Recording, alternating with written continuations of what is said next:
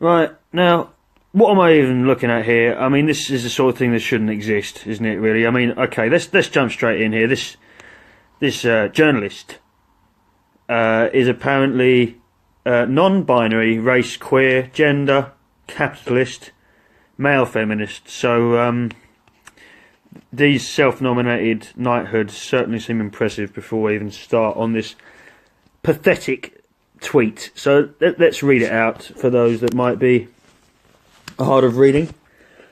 I'd rather accept all immigrants and have a small minority be criminals than not let in any at all. A few hundred sexual assaults is a small price to pay for the open borders in the war against xenophobia. This is a man named Tyler Baines Cadbury. I'm guessing that's his real name, unless he thinks he's some sort of superhero, when he's just a whacked out social justice white knight.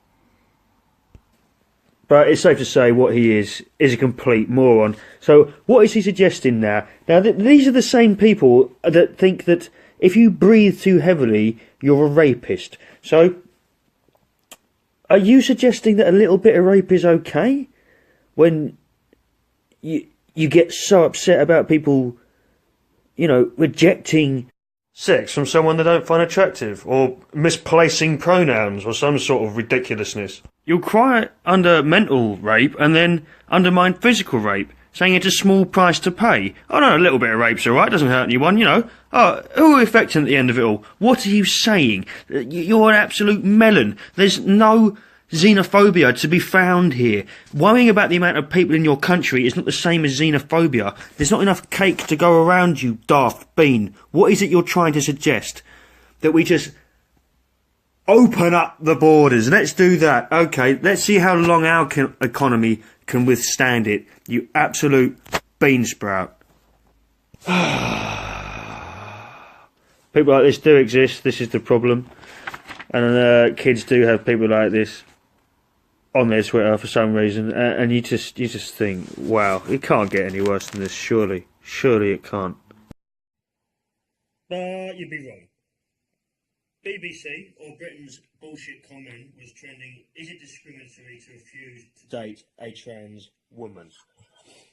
And our wonderful, all-knowing wizard of science and biology has replied, yes, refusing to date someone due to your personal preference is a form of bigotry, known as inverse rape. The only way we can progress as a society is to force people to date those they aren't attracted to. This will put a stop to discriminatory abuse.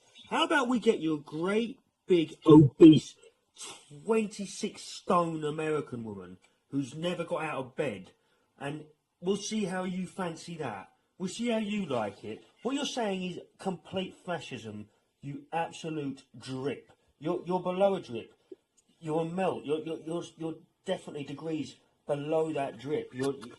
It's like you're so moist. You are that steam that just came from the kettle, that fresh steam that you walk in it, and your moisture will get other people moist. That's how moist you are, you wet bean.